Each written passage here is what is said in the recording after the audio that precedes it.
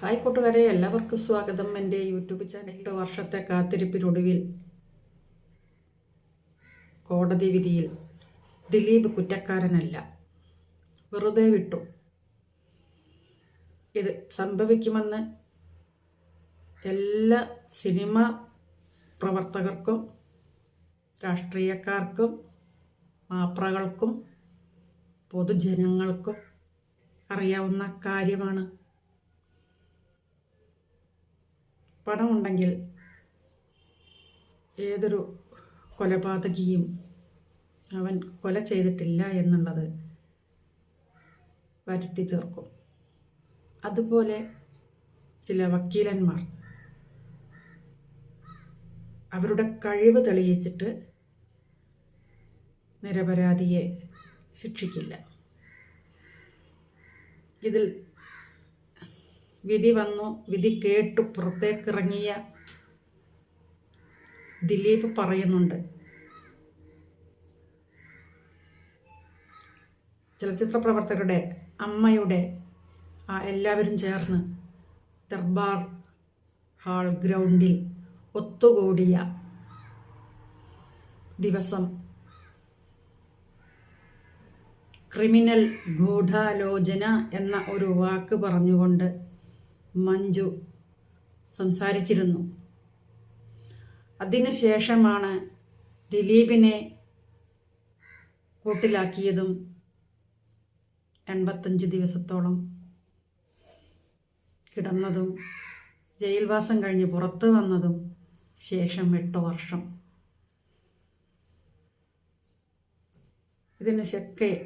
ഇതിനുശേഷം ദിലീപ് മകളുടെ വിദ്യാഭ്യാസ ആവശ്യത്തിനായി ചെന്നൈയിലേക്ക് മാറി താമസിക്കേണ്ടി വന്നു.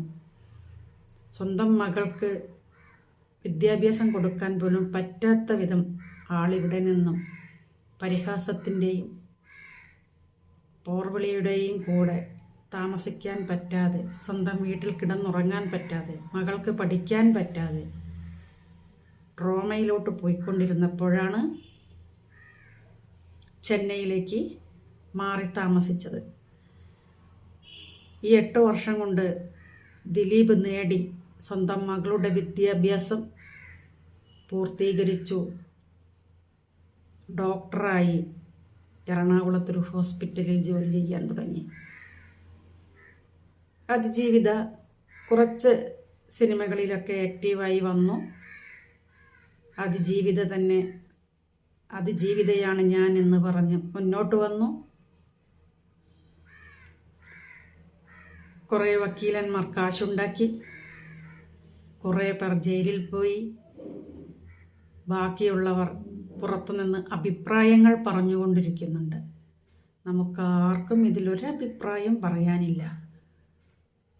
കാരണം ചാനൽ റീച്ചിന് വേണ്ടിയും ഉള്ളതും ഇല്ലാത്തതുമായി കുറേ പടുത്തുയർത്തിയത് കൊണ്ട് അതിജീവിതയ്ക്ക് എന്തെങ്കിലും നേട്ടമുണ്ടോ? ദിലീപിൻ്റെ കരിയർ, ദിലീപിൻ്റെ ലൈഫ്, ദിലീപ് നിലനിർത്തിക്കൊണ്ട് പോന്നിരുന്നൊരു ഇമേജ് എന്ന് പറയുന്നൊരു സംഭവം ഉണ്ടല്ലോ, അതെല്ലാം ഒന്നുമല്ലാതായ വർഷങ്ങളായിരുന്നു 8 വർഷവും. അതേപോലെ തന്നെ അതിജീവിതയുടെയും 8 വർഷം കൊണ്ട് കുടുംബജീവിതം പോലും മുന്നോട്ട് കൊണ്ടുപോകാൻ പ്രയാസപ്പെട്ടുകൊണ്ടിരിക്കുന്ന അവസ്ഥയിൽ അതിജീവിതയുടെ ഒരുപാട് വിഷമങ്ങൾ, ഞങ്ങൾ ഇരയ്ക്കൊപ്പമാണെന്നും അതിജീവിതയുടെ നേട്ടത്തിനായി, നീതിക്കായി കുറേ സംഘടനകൾ വന്നു. സ്വന്തമായി കുറച്ച് സ്ത്രീകൾ സംഘടനയുണ്ടാക്കി, അവിടെയും പോർവിളി വന്നു. പിന്നീട് ഇപ്പോൾ കൂടെ ആരുണ്ട്? അതിജീവിതയ്ക്ക് നീതി കിട്ടിയോ എന്ന് ചോദിച്ചാൽ, അതിജീവിതയെ തടഞ്ഞു നിർത്തിക്കൊണ്ടുപോയ പൾസർ സുനിയും അവരോടൊപ്പമുണ്ടായിരുന്ന കുറച്ചു പേരും 6 പേരോളം, 1 മുതൽ 6 വരെയുള്ളവർ ശിക്ഷിക്കപ്പെട്ടു. ശേഷം ദിലീപിനെയും അതിനുശേഷമുള്ള 8, 9, 10, 7 പ്രതികൾ 4 പേരും അവർക്കെന്ത് കിട്ടി? ദിലീപ് തെറ്റ് ചെയ്തിട്ടില്ല എന്നാണ് ഇതിൽ നിന്നൊക്കെ മനസ്സിലാക്കാൻ പറ്റുന്നത്. തെറ്റ് ചെയ്തോ ഇല്ലേ എന്നുള്ളത് ദിലീപിന് മാത്രമേ അറിയൂ. ദിലീപ് പറയുന്നതനുസരിച്ചല്ലേ വക്കീൽ കേസെടുത്തിരിക്കുന്നത്. പിന്നെ വക്കീൽമാർക്ക് ഒരുപാട് പണം കൊടുക്കാൻ പറ്റുമെങ്കിൽ, വക്കീൽ ആവശ്യപ്പെടുന്നത് 10 ലക്ഷമാണെങ്കിൽ അവനൊരു പക്ഷേ 10 കോടി കൊടുത്തെന്നിരിക്കും. അദ്ദേഹത്തിൻ്റെ കയ്യിൽ അതിനുള്ള വിലയുണ്ട്, കാശുണ്ട്. സുപ്രീം കോടതിയിലെ വക്കീൽമാർ വരെ ദിലീപിൻ്റെ കേസിൽ കൂടിയിട്ടുണ്ട് രാമൻ പിള്ളയുടെ കൂടെ.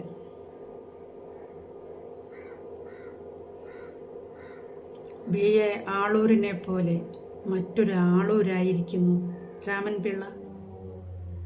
രാമൻ പിള്ള ഇപ്പോൾ വയ്യാതിരിക്കുകയാണെങ്കിലും അതിൽ രാമൻ പിള്ളയെ പോയി കാലത്ത് കാണുന്നു, കാല തൊട്ട് വന്ദിച്ചു, കോടതിയിലെത്തുന്നു. കേസിൻ്റെ വിധി കേട്ട ശേഷവും രാമൻ പിള്ളയെ കാണാൻ പോകുന്നു. ഇത് ഇങ്ങനെയേ വരൂ എന്ന് എല്ലാവർക്കും അറിയാമെന്നാണ് ചില മാധ്യമങ്ങൾ പറയുന്നത്. മഞ്ജുവിൻ്റെ പേര് പറഞ്ഞതുകൊണ്ട് ദിലീപ് മഞ്ജുവിനെതിരാണെന്നാണ് പലരും പറയുന്നത്.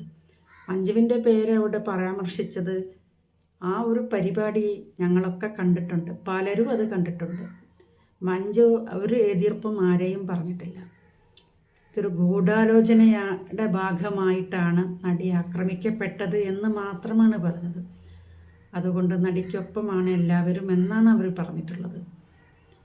അത് ഇന്നലെ ദിലീപ് എടുത്തു പറഞ്ഞതുകൊണ്ട് മഞ്ജു വാര്യർക്കെതിരായിട്ട് ദിലീപ് പ്രവർത്തിക്കുമെന്നോ അല്ലെങ്കിൽ മഞ്ജു വാര്യർക്കെതിരായിട്ട് ദിലീപ് മറ്റെന്തെങ്കിലും പറഞ്ഞതായിട്ടോ നമ്മളൊക്കെ ലൈവ് കണ്ടുകൊണ്ടിരിക്കുകയായിരുന്നു TV-യിൽ. കേട്ടിട്ടില്ല. ദിലീപ് അത് പറഞ്ഞ് ദിലീപിൻ്റെ പുറകെ വീണ്ടും മാപ്രകൾ പോയപ്പോഴാണ് പോയി അന്വേഷിക്കുമെന്ന് പറഞ്ഞിട്ട് ദിലീപ് വണ്ടിയിൽ കയറി സ്ഥലം വിട്ടു. അവരവരുടെ വീട്ടിലേക്ക് പോയി. അവിടെ ഭാര്യയുണ്ട്, മകളുണ്ട്, പെങ്ങളുണ്ട്, അമ്മയും എല്ലാവരും ഉണ്ട് വീട്ടിൽ. ആൾ അങ്ങോട്ട് പോയി.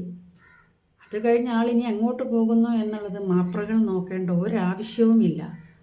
മാപ്രകൾ തന്നെയാണ് ഓരോരുത്തരുടെയും. ദിലീപ് മാത്രമല്ല, ഏതൊരു കേസിലും തുമ്പില്ലാണ്ടാകുന്നത് അവസാന സമയത്തുമ്പം മാപ്രകളാണ്.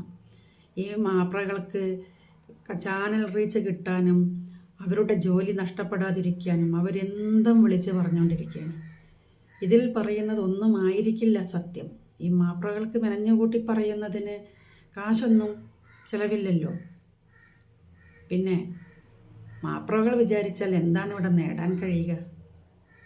ഓരോ ചാനലുകാരും ഒരാളുടെ പതനം കാണാൻ വേണ്ടി മാത്രം ഇറങ്ങിത്തിരിച്ചവരാണ്. അതിൽ നിന്നും അവർക്ക് എന്താണോ കിട്ടിയത് അതിൽ അവർ സന്തോഷിക്കട്ടെ എന്ന് മാത്രം. പിന്നെ ദിലീപിൻ്റെ അടുത്ത നീക്കം എന്താണ് എന്ന് നോക്കിയിട്ടാണ് ഇനിയിപ്പോൾ ഓൺലൈൻ മാധ്യമങ്ങളും അല്ലാതെ ചാനലുകാരും നോക്കിക്കൊണ്ടിരിക്കുന്നത്. എല്ലാവരും കണ്ണിൽ എണ്ണയൊഴിച്ചിരുന്നോളൂ. ദിലീപിൻ്റെ മക്കളുടെയും ദിലീപിൻ്റെ കുടുംബത്തിൻ്റെയും സംരക്ഷണത്തിനായി ദിലീപ് ചിലപ്പോൾ അതിനുവേണ്ടി എന്തും പ്രവർത്തിക്കും. എന്ന് വെച്ച് ദിലീപിൻ്റെ മകളുടെ അമ്മയാണ് മഞ്ജു വാര്യർ. മഞ്ജു വാര്യർക്ക് എതിരായിട്ട് ദിലീപ് ഒരിക്കലും മുന്നോട്ട് പോകില്ല. കാരണം അവർ തമ്മിലുള്ള ബന്ധം അവസാനിപ്പിച്ചു, അവർ ഡിവോഴ്സ് നേടി പോയവരാണ് എന്ന് വിചാരിച്ച് അവരെ ഉപദ്രവിക്കേണ്ട കാര്യം ദിലീപിനുണ്ടോ? പലരും ഒന്ന് ചിന്തിച്ചു നോക്കൂ. ദിലീപ് തെറ്റ് ചെയ്തിട്ടില്ല. ദിലീപിനെ ഗൂഢാലോചന ചെയ്തതിൻ്റെതായ രേഖകളില്ല, തെളിവുകൾ കിട്ടിയിട്ടില്ല. പ്രോസിക്യൂഷനാണ് ഇവിടെ തോറ്റത്, അല്ലാതെ അതിജീവിത തോറ്റിട്ടില്ല. പ്രോസിക്യൂഷൻ കൊടുത്തിരിക്കുന്ന രേഖകൾ പ്രകാരവും തെളിവ് സഹിതമാണല്ലോ കോടതിയിൽ. എല്ലാ കാര്യത്തിനും തെളിവാണല്ലോ വേണ്ടത്. ഇപ്പോൾ എൻ്റെ മകൾക്കായാലും എൻ്റെ മകനായാലും ഞാൻ കൊടുക്കുന്ന സമയത്ത്, അല്ലെ വക്കീലിന് പറഞ്ഞു കൊടുക്കുന്ന സമയത്ത് തെളിവ് ഹാജരാക്കാൻ പറ്റിയിട്ടില്ലെങ്കിൽ ചിലപ്പോൾ വെറുതെ വിട്ടേക്കാം, ചിലപ്പോൾ ശിക്ഷിക്കപ്പെടാം. പലരും മാധ്യമത്തിൽ എഴുതിയത് കണ്ടു, ദൈവത്തിൻ്റെ കോടതിയിൽ ദിലീപ് രക്ഷപ്പെടില്ല എന്ന്. ആയിക്കോട്ടെ, ദിലീപ് മാത്രമല്ലല്ലോ, നമ്മൾ ഇവിടെ പലരും കൊല ചെയ്യുന്നുണ്ട്. കൊലപാതകം ചെയ്തിട്ട് ഏതെങ്കിലും കേസ് തെളിയിച്ചതായിട്ട് ആർക്കെങ്കിലും പറയാൻ പറ്റുമോ? നമ്മളൊക്കെ വീട്ടിലിരിക്കുകയാണ്. ദിലീപിൻ്റെ വീടുമായിട്ട് കണക്ഷൻ ഇല്ലാത്തവരും ദിലീപുമായിട്ട് അടുത്ത് സംസാരിക്കാത്തവരും ദിലീപിൻ്റെ അധപ്പതനം മാത്രം ആഗ്രഹിക്കുന്നവരുമാണ് ഇതുപോലുള്ളതെല്ലാം വന്നിട്ട് ചാനലിൻ്റെ വാർത്തകൾക്കടിയിൽ വന്നിട്ട് കമൻ്റ് ഇടുന്നത്. ഇതിൻ്റെ ആവശ്യം നമുക്കൊന്നുമില്ല. ദിലീപ് നമുക്കൊന്നും തരില്ല. ഈ ചോദിക്കും ഈ പറയുന്നതിന് കിട്ടുമെന്ന്. ഞാൻ ഒരുപാട് ഇന്നലെയും കുറേ ദിവസങ്ങളായിട്ട്, ഒരാഴ്ച മുന്നേ തന്നെ 8-ാം തീയതി വിധി വരുന്നു എന്ന് പറഞ്ഞത് മുതൽ ഒരാഴ്ചയായിട്ട് എല്ലാ ഓൺലൈൻ മാധ്യമങ്ങളും അല്ലാത്ത TV ചാനലുകളും എല്ലാം ദിലീപിനെ ഉറ്റുനോക്കിക്കൊള്ളണം. എല്ലാവർക്കും ദിലീപിനെയാണ് ശിക്ഷിക്കണം. പലരും പറഞ്ഞു ദിലീപിനെ തൂക്കിക്കൊല്ലണമെന്ന്. ദിലീപിനെ എന്തിനാ തൂക്കിക്കൊല്ലുന്ന? ഇവിടെ പല കൊലപാതകങ്ങളും നടന്നു. അവർക്കൊക്കെ പല തെളിവുകളും ഉണ്ടായിരുന്നു. തെളിവുകൾ ഉണ്ടായിട്ട് പോലും അവരെ ഒന്നും തൂക്കാൻ വിധിച്ചിട്ടില്ല. കുറഞ്ഞ ശിക്ഷ കൊടുക്കും. ഇവിടുത്തെ നീതിന്യായ വ്യവസ്ഥ കേരളത്തിലേത് മറ്റ് രാജ്യങ്ങളിലെ പോലെയല്ല. അതായത് പുറം നാട്ടുകാരെ പോലെയല്ല നിയമങ്ങൾ. ഇവിടെ തെളിവുകളും സാഹചര്യ തെളിവുകളോ അല്ലെങ്കിൽ സാക്ഷിമൊഴിയുടെ അടിസ്ഥാനത്തിലോ ആയിരിക്കും ഒരാളെ ശിക്ഷിക്കുന്നത്. ദിലീപിൻ്റെ കാര്യത്തിലും അത് തന്നെയാണ് നഷ്ടപ്പെട്ടത്. അത് രണ്ടും പ്രോസിക്യൂഷന് കൊടുക്കാൻ പറ്റിയിട്ടില്ല. അതിജീവിതയുടെ വക്കീല് മിനി, അവർ ഇന്നലെ വരെ ഭയങ്കര കോൺഫിഡൻ്റ് ആയിരുന്നു അവർക്ക് കേട്ടോ. ദിലീപിന് ശിക്ഷ വാങ്ങിക്കൊടുക്കാനാണ് എല്ലാവർക്കും ആഗ്രഹം. വക്കീലാണെങ്കിൽ പോലും അവർക്കും ദിലീപിനെ ശിക്ഷിക്കണം എന്നുള്ളതായിരുന്നു. ദിലീപിനെ ശിക്ഷിക്കാൻ പറ്റിയില്ല. അതുകൊണ്ട് അവരിന്ന് രാവിലെ മുതൽ മാധ്യമങ്ങളോട് ചോദിക്കുന്നുണ്ട്, അമ്മ എന്ന സംഘടനയിലുള്ള ആരുടെയെങ്കിലും അടുത്ത് നിങ്ങൾ പോയോ? അവരായിട്ട് നിങ്ങൾ സംസാരിച്ചോ? നിങ്ങൾ ഇന്നലെ മുതൽ എൻ്റെ പുറകെ തന്നെ ക്യാമറയുമായിട്ട് വരുന്നുണ്ടല്ലോ എന്ന്. അവർക്ക് പോലും മടുത്തുപോയി. പരാജയം വന്നു എന്ന് അവർക്കും ഒരു തോന്നലായി. ഈ അതിജീവിത പുറമേ നിന്നുള്ള നല്ലൊരു വക്കീലിനെ ഏർപ്പാടാക്കിയിരുന്നെങ്കിൽ, അവരെന്താണോ ആഗ്രഹിച്ചത്, ആരെയാണോ ശിക്ഷിക്കണമെന്ന് പ്രതീക്ഷിച്ചത്, ഉറപ്പിച്ച് നിന്നത്, അയാളെ ശിക്ഷിക്കുമായിരുന്നു.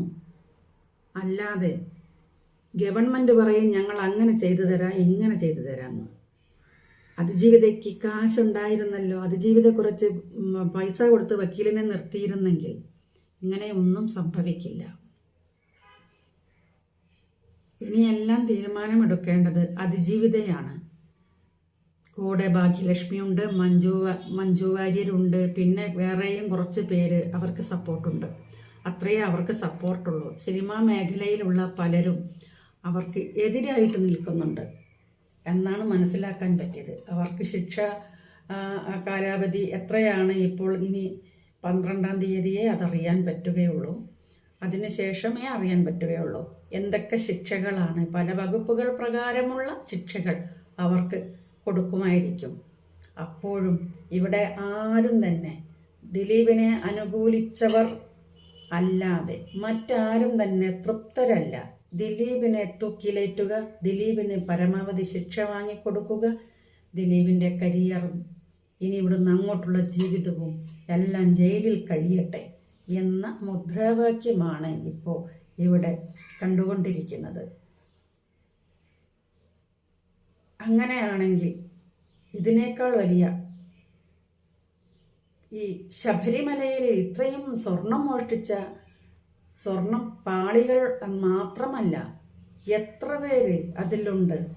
ഇവർക്കാർക്കും എന്തുകൊണ്ട് ശിക്ഷ കിട്ടണമെന്ന് ഈ പൊതുജനങ്ങൾക്ക് താല്പര്യമില്ലേ? വിജയ് മല്യ കൊടുത്ത സ്വർണത്തിൻ്റെ ഒരു ഭാഗം പോലും, അതായത് 100-ൽ-1 പോലും ഇപ്പോൾ അവിടെയില്ല. എല്ലാം 10 വർഷം കൊണ്ട് കട്ടുമുടിച്ചിരിക്കുകയാണ്. ഇതിനൊന്നും ആർക്കും ചോദ്യവുമില്ല, ഉത്തരവുമില്ല. ഒരാളെ പറ്റി നമ്മൾ പറയുമ്പോൾ നമുക്കറിയാവുന്നത് മാത്രം പറയുക, അല്ലെ നമ്മൾ കണ്ടത് പറയുക, കേട്ടത് പറയരുത്. കേൾക്കുന്നതൊന്നും നമ്മൾ പറയുന്നത് മറ്റൊന്നുമായിരിക്കും. പലരും പലതും കൂട്ടിയും കുറച്ചുമൊക്കെ പറയും. അത് കേട്ട് നമ്മൾ മറ്റൊരാളുടെ ജീവിതത്തെ വിലയിരുത്തരുത്. ഇതിൽ എന്ത് നേടാൻ പറ്റി? നമുക്കാർക്കും ഒന്നും കിട്ടില്ല. നമ്മളെല്ലാവരും ദിലീപിനെ ശിക്ഷിക്കണം, ദിലീപിനെ ശിക്ഷിക്കണം, ദിലീപിന് ശിക്ഷ കൊടുത്തില്ല, ദിലീപിനെ വെറുതെ വിട്ടത് ശരിയായില്ല എന്ന് പറഞ്ഞ് ഡീൽ ചെയ്യുന്നവർ നമുക്കാർക്കെങ്കിലും എന്തെങ്കിലും തരുമോ? ആരും ഒന്നും തരില്ല. ഇതൊന്നും ഇതിൻ്റെ മുന്നിൽ വന്ന് എന്ന് മാധ്യമത്തിൻ്റെ മുന്നിൽ നിന്നിട്ട് പറയുന്നവർക്കെല്ലാവർക്കും അറിയാം.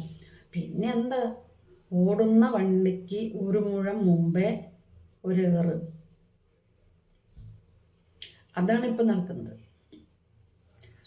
അതുകൊണ്ട് ആർക്കെങ്കിലും വല്ല ഗുണവുമുണ്ടോ? ഇത് മാതൃകയൊന്നും ആവില്ല. ദിലീപിനെ ശിക്ഷിച്ചത് കൊണ്ട് ഇവിടുത്തെ ബാക്കിയുള്ള ബലാത്സംഗക്കാരും ഇടിച്ചുപറിക്കാരും കള്ളന്മാരും കൊള്ളക്കാരും നന്നാവുമെന്ന് തോന്നുന്നുണ്ടോ? ദിലീപിനെ ശിക്ഷിച്ചാൽ ദിലീപ് ജയിലിൽ കിടക്കും.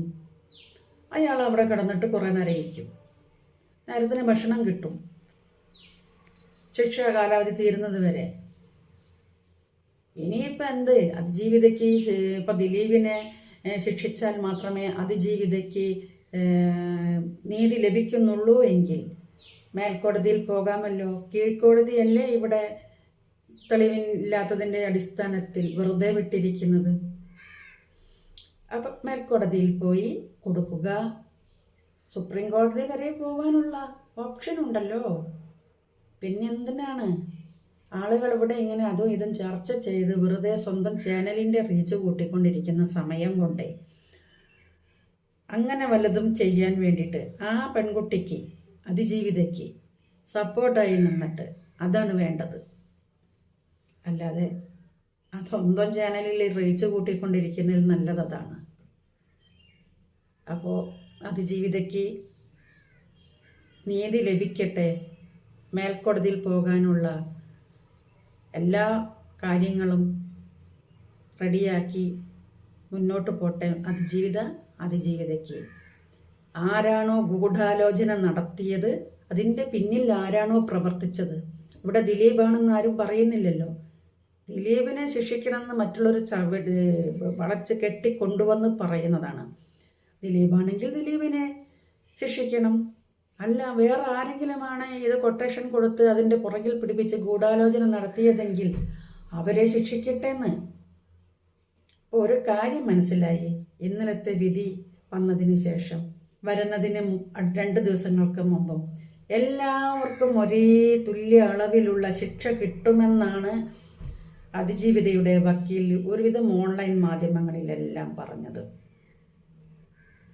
അങ്ങനെയാണെങ്കിലേ എന്തുകൊണ്ട് ശിക്ഷ കിട്ടിയില്ല എന്നും കൂടി ഒരു ചോദ്യമുണ്ട്. എന്തുകൊണ്ടോ പ്രോസിക്യൂഷന് അവിടെ തെളിവ് കൊടുക്കാൻ പറ്റിയില്ല? ഗൂഢാലോചന നടത്തിയതിൻ്റെ തെളിവാണ് അവിടെ ആവശ്യം.